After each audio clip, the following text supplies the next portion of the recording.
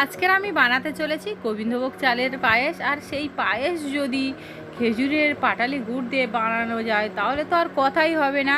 মোটামুটি যার সামনে বাটি নিয়ে হাজির হবেন সে মুহূর্তে নিমেষেই বাটি শেষ করে দেবে। তো এইরকম পায়েস যদি বানানো যায় তো সব সময় তো একই জিনিস খেতে ইচ্ছা করে না। তো এই সময় যদি একবার এই রকম পায়েস বানানো যায় তাহলে তো আর কথা হবে না। তো কিভাবে এই গোবিন্দভোগ চালের এই টেস্টি পায়েসটা বানাচ্ছি সেটা দেখে নিন। প্রথমে আমি গোবিন্দভোগ চাল এটা আমি 1 থেকে 1.5 ঘন্টা ধুয়ে ভিজিয়ে রেখে দেবো। আর এরপরে আমি কি করব, দুধ, এখানে 1 লিটার দুধ আমি একবার জাল করে রেখে দিয়েছিলাম, সেটা আমি বসিয়ে দিলাম। এরপরে একটু গরম হতেই আমি ওর মধ্যে যে ভিজিয়ে রাখা চালটা হাত দিয়ে এইভাবে ভেঙে ভেঙে দিয়ে দেবো। তো আমার দুধ মোটামুটি গরম হয়ে গিয়েছে। এবার এটা আমি এর মধ্যে চালটা হাত দিয়ে এইভাবে ভেঙে ভেঙে দিয়ে দেবো। তাহলে কী হয়, পায়েসটা দেখতে খুব সুন্দর হয়। যদি চালটা গোটা গোটা ভাতের মতো থাকে তাহলে দেখতে কিন্তু ভালো হয় না। সেই জন্য এইভাবে কিন্তু আমি ভেঙেই দিচ্ছি। তো এরপরে আমি ভালো করে মিশিয়ে নিতে থাকবো। এরপরে যেহেতু এটা মিষ্টি জিনিস তো এখানে অল্প একটুখানি লবণ দিতেই হবে। আমিই দিই, কে কী করে আমি জানি না, আমি একটুখানি লবণ দেব, তাহলে পায়েসের স্বাদটা কিন্তু আরও বাড়িয়ে যাবে। তো আপনারা পারলে লবণ দিয়ে দেবেন কিন্তু অবশ্যই করে, লবণটা কিন্তু না দিলে ভালো লাগে না। তো এরপরে কি করব, আমি একটা তেজপাতা সেটা ছিঁড়ে দিয়ে দেব। আর 3টে এলাচ দিলাম, একটু ফাটিয়ে নিয়ে দিয়ে দেব।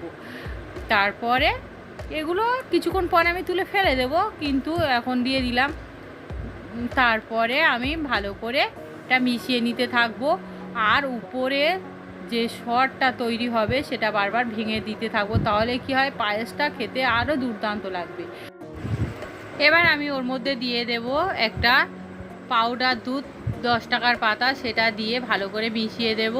আর এই পাউডার দুধটা দেওয়ার কারণে পায়েসের স্বাদ আরও দ্বিগুণ হয়ে যায়। পাউডার দুধ অবশ্যই করে আপনারা দেবেন। এরপরে মিশিয়ে নিলাম। এরপর বারবার কিন্তু মিশিয়ে নিতে থাকবো, নাহলে তলায় লেগে যেতেও পারে। এবার আমি একটুখানি যখন চালটা মোটামুটি একটু সিদ্ধ মতো হয়ে আসবে, দেখেই বুঝতে পারছেন, এইভাবে কিন্তু আমি পায়েসটা উপরে সরটা ভেঙে ভেঙে যাব। যত সর ভেঙে ভেঙে দেব তত কিন্তু ভালো পায়েসটা টেস্ট হবে। এবার আমি ওর মধ্যে দিয়ে দেব কাজু আর কিশমিশ, এটা আমি ঢেলে দিলাম। এরপরে আবারও মিশিয়ে নিতে থাকবো। আর এইভাবে বারবার মিডিয়াম টু লো আছে কিন্তু আমি এই পায়েসটা রেডি করে নিতে থাকবো। দেখেই বুঝতেই পারছেন কি বড় বড় সর তৈরি হচ্ছে। এতে পায়েসটা কিন্তু খেতে খুব সুন্দর হবে। আর পায়েস খুব জোরে আঁচে করা ঠিক না, তাহলে এই সরটাই তৈরি হবে না, আর খেতেও অত ভালো হবে না। দেখেই বুঝতেই পারছেন। তো এবার এই একইভাবেই কিন্তু আমি বানিয়ে নিতে থাকবো।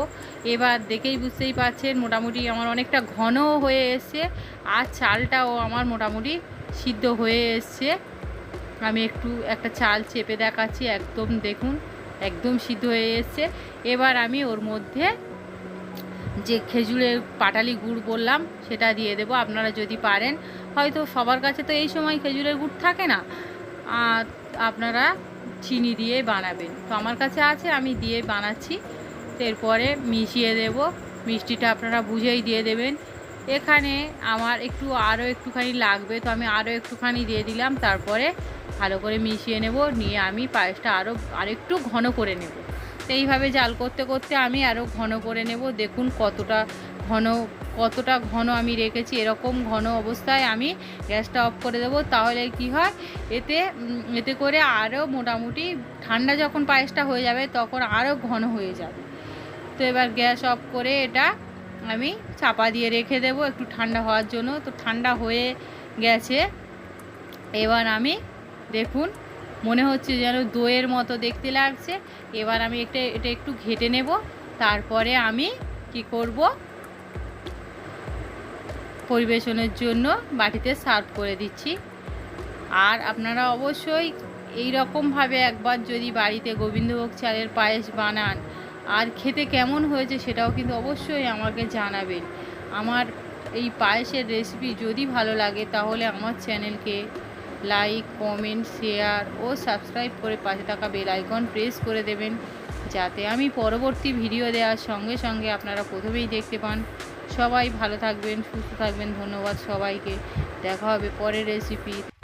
আর আপনাদের যদি কোনো রেসিপি রিকোয়েস্ট থাকে তাহলে আমাকে করতেই পারেন, আমি চেষ্টা করব সেটা বানাতে।